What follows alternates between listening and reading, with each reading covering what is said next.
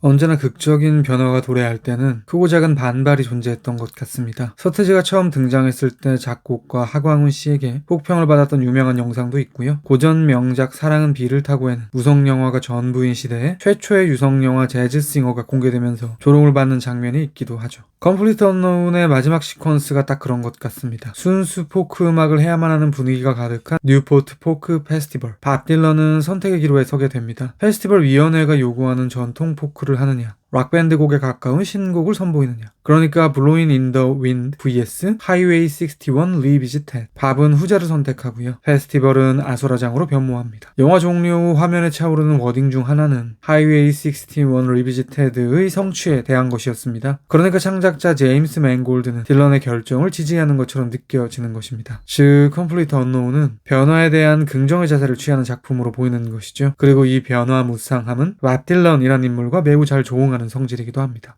이 작품의 제목인 A Complete Unknown은 직역하면 완전한 무명쯤 될 것입니다. 그런데 저는 이렇게 읽히더라고요. 완전히 알 수 없는 밥 딜런. 실제로 많은 이들은 밥 딜런을 규정할 수 없는 인물로 여기는 것 같습니다. 대표적으로 토드 헤인즈 감독의 I'm Not There에서는 딜런을 7개의 분유된 자아로 묘사하기도 했죠. 컴플리트 언노운 역시 당초에 잡히지 않는 바람과 같은 인물인 밥 딜런을 그리고 있는데요. 그러니까 이 작품은 마이클만의 근작 페라리처럼 실존 인물에 대한 전기 영화인 것입니다. 삶 자체를 모두 다루는 것은 아니고요. 밥 딜런의 음악 인생 중 데뷔에서부터 1965년 뉴포트 포크 페스티벌까지를 그리고 있는 것이죠. 이 작품에서도 밥 딜런은 하나의 정체성은 아닌 것 같습니다. 물론 I'm Not There처럼 7자는 아니고요. 2가지 정도 대척점에 있는 특징을 포괄하고 있는 것 같은데요. 그에 대한 이야기를 비롯하여 이 작품을 보면서 개인적으로 의문이 드는 부분에 대한 이야기까지 컴플리트 언노운 끝장 리뷰 지금 시작합니다. You tramped all the way from Minnesota.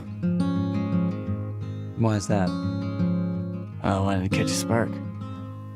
언급드렸듯 컴플리트 언노운은 밥 딜런에게는 서로 다른 2가지 모습이 있다고 진단하는 영화인 것 같은데요. 그에 대한 부분을 쭉 열거해 보도록 하겠습니다. 먼저 2 여인. 영화 속 딜런과 사랑에 빠지는 여인은 2명입니다. 물론 총 3명의 연인이 등장하긴 하지만 주요 인물로 가름을 한다면 실비와 조안이 되겠죠. 실비는 가수 외의 삶, 어떻게 보면 생활인과 예술가 중간 어디쯤에 존재하는 밥 딜런과 함께하는 여인인 것 같고요. 조안은 딜런과 함께 음악을 하고 투어를 다니는 일종의 음악적 소울메이트라고 할 수도 있을 것입니다. 딜런에게 2 여인은 완전히 다른 의미를 지니겠죠.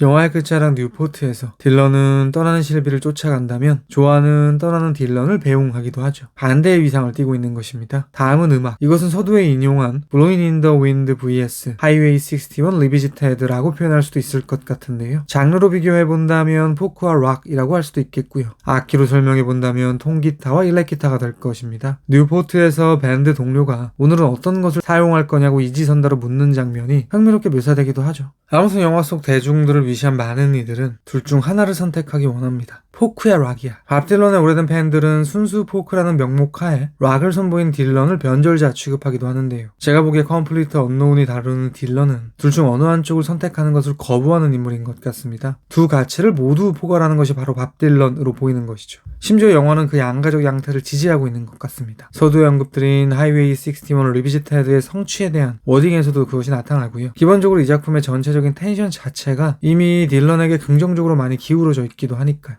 영화에서도 짚고 넘어가듯 밥 딜런은 인종차별과 전쟁을 반대하는 정치적 목소리를 냈던 아티스트이기도 한데요. 그런 이미지만이 그의 전부는 아닌 것처럼 느껴지는 것입니다. 때로는 진지하게, 심지어 심각하게, 때로는 가볍게, 심지어 아이처럼 세상과 소통하는 예술가라고 해야 될까요?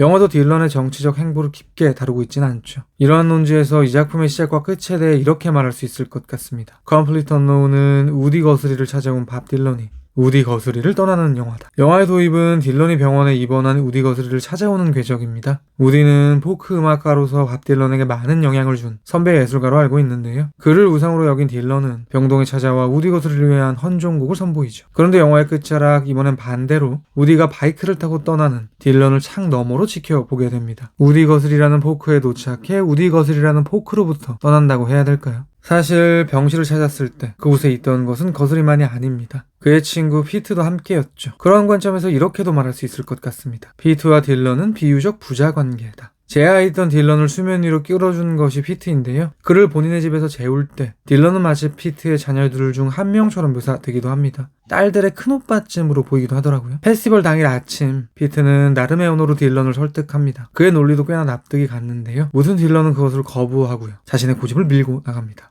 윗세대, 아버지 세대에게 일종의 선전포고를 한 것이죠. 요란스러웠던 페스티벌 다음날, 딜런은 뒷정리를 하는 피트를 조용히 지켜보고는 떠납니다. 마치 우디 거스리를 통과했던 것처럼 말이죠. 그러니까 밥 딜런은 바람 같은 사람인 것입니다. 하나의 카테고리로 잡을 수 없고 늘 흐르는 캐릭터라고 해야 될까요? 그렇다면 왜 제임스 맨골드는 지금 이 시대의 밥 딜런을 다시 소환하는 것일까? 어쩌면 현재는 분열의 시대일지도 모르겠습니다. 결국 분열이라는 것은 이지선다에서 하나를 골라야만 한다는 것을 전제로 할 텐데요. 쉽게 말해 나는 맞고 너는 틀리다쯤 되겠죠. 이러한 현 시대에 대해 창작자는 한 명의 자유로운 예술가를 빌어서 이렇게 말하고 싶었던 것은 아닐까 추측되는 것이죠. 이지선다에서 무조건 하나를 고를 수 있는 것은 아니다. 둘 다 맞거나 둘 다 틀릴 수도 있으니까. 마치 밥 딜런처럼 이라고 말이죠. If you're traveling in the North Country Fair. Let's say no one wants to hear what a kid wrote last month. Well, I like your songs. 사실 저는 컴플리트 언노운에 대해 모든 면이 다 좋았던 것은 아닙니다. 갸우뚱한 부분들도 있었는데요. 크게 두 가지 정도를 거론해 보겠습니다. 먼저 챕터 1 내내 말씀드린 밥 딜런의 정체성. 제가 기본적으로 그가 밥 딜런에게 가지고 있던 이미지는 기인 같고 정체를 알 수 없는 듯한 인물이라는 것입니다. 아주 단순하게 표현하면 세속과는 거리가 먼 사람? 이 작품 역시 밥 딜런이 가진 두 가지 서로 다른 모습을 통합하며 바람 같은 예술가를 그리는 듯 느껴지긴 합니다. 그럼에도 불구하고 영화를 보고 나면 밥 딜런이 어떤 사람인지 알 것 같은 마음이 들더라고요. 다소 아이돌 같다고 해야 될까요? 물론 컴플리트 언노운은 딜런의 전 생애를 다루는 것은 아니고요. 그가 데뷔한 1962년 혹은 1963년 즈음에서 약 3년간의 모습을 그리고 있습니다. 막 스타가 된 아티스트이고 그 시절의 모습은 후세대인 저 역시 잘 알지 못하니 영화가 묘사하는 그의 면모가 고증에 철저한 것일 수도 있겠죠. 다만 저는 뭔가 한 예술가의 자유로움을 조명하고 있는데 역설적으로 그를 한정하고 있다는 느낌이 드는 것인데요. 그런 측면에서 토드 헤인즈의 I'm Not There가 밥 딜런을 표현한 데에는 조금 더 옳은 방식이 아닌가 싶기도 하더라고요. 다음은 음악입니다. 이 작품은 전기 영화이면서 동시에 음악 영화일 것입니다. 정말 많은 음악이 사운드 트랙으로 깔리고요. 심지어 꽤 길게 등장하죠. 밥 딜런이라는 가수의 영화를 보고 싶어하는 관객들에게 그의 음악을 양껏 들려주는 것은 적합한 선택일 수도 있습니다. 그래서 이 영화가 좋았다는 의견이 있다면 저 역시 의견 공감하고요. 그럼에도 불구하고 소신 발언을 하나만 하자면 저는 다소 과잉처럼 느껴지더라고요. 심지어는 서사를 음악이 덮어버리는 느낌도 들었는데요. TMI로 저도 집에 밥 딜런의 앨범이 4-5장 있습니다. 그런 관점에서 영화가 종료되고 제가 어떤 기분이 들었냐면요. 빨리 집에 가서 적당한 알코올과 밥 딜런 음악으로 승부해야지 라는 생각이 들더라고요. 악랄하게 말하면 딜런의 음악을 듣고 싶다면 영화를 관람하는 것보다 차라리 앨범을 감상하는 게 낫겠다는 마음이 든 것이죠. 제 생각에 이 작품은 전공법을 선택한 것인데요. 저는 그 부분이 긍정적으로 와닿지는 않은 것 같습니다. 지금까지 말씀드린 부분은 당연히 저의 사견이고요. 문제를 지적한다기보다는 저는 이런 의견인데 다른 관객분들은 어떤 의견이실지 궁금하다 정도로 이해해 주시면 감사하겠습니다. 마지막으로 TMI인데요. 컴플리트 언노운의 최고 볼거리는 제 생각에는 티모시 샬라메의 연기인 것 같습니다. 이번 아카데미 시상식에서 이 작품으로 나무주연상에 노미네이트 된 것으로 알고 있는데요. 꼭 이번이 아니더라도 언젠가 분명히 그가 수상하는 날이 오리라 확신합니다. 물론 이번일 수도 있고요. 컴플리트 언노운에 대한 제 별점은 별 3개고요. 한 줄 평은 다음과 같습니다. 바람과 같은 예술가 밥 딜런의 자유로움을 한정하는 방식으로 그리는 역설. 제가 100% 확답을 드리지는 못하겠지만 아마도 다음 리뷰는 지금 보여드릴 이 영화가 되지 않을까 싶습니다. 그리고 당연한 이야기지만 그 어떤 영화라 해도 언제나 영화는 제 리뷰보다 무조건 위대합니다. 들어주셔서 감사합니다.